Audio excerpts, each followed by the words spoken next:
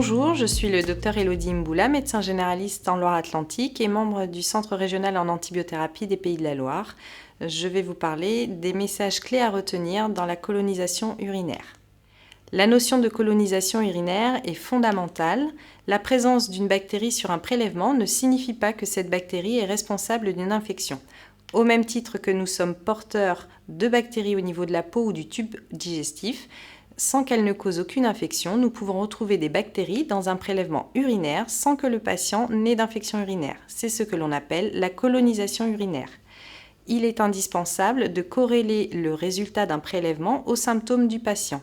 Reste à bien définir ce que l'on entend par symptômes évocateurs d'une infection urinaire.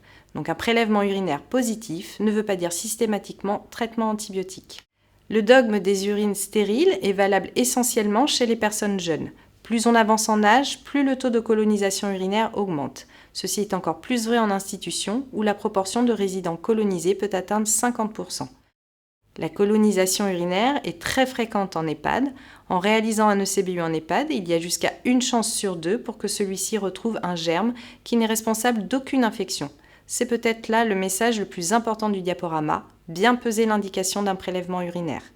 Il est bien démontré que traiter une bactérie alors que celle-ci n'est responsable d'aucune infection n'a aucun intérêt. Cela ne diminue pas le risque d'infection ultérieure. Au contraire, l'antibiothérapie a bien entendu des effets négatifs, dont la sélection de résistance bactérienne. Des urines malodorantes ou foncées ne justifient pas la réalisation d'une bandelette urinaire ni d'un ECBU. Il faut hydrater le résident. La découverte d'un prélèvement positif chez un résident asymptomatique ne doit pas entraîner de prescription antibiotique, même s'il s'agit d'un prélèvement préopératoire. Seuls les actes invasifs de chirurgie urologique nécessitent de traiter les colonisations urinaires. C'est normalement à l'urologue ou au radiologue selon l'acte de gérer le CBU. Au moindre doute, la réalisation d'un prélèvement quel qu'il soit doit être soumise à un avis médical. Cette étude s'est intéressée aux facteurs entraînant des prescriptions inappropriées d'antibiotiques dans les colonisations urinaires en EHPAD.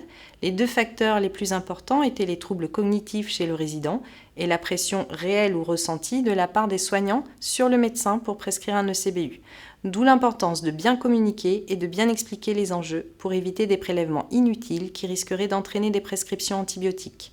Voici sur cette diapositive les messages clés importants à retenir concernant la colonisation urinaire. Merci de votre attention.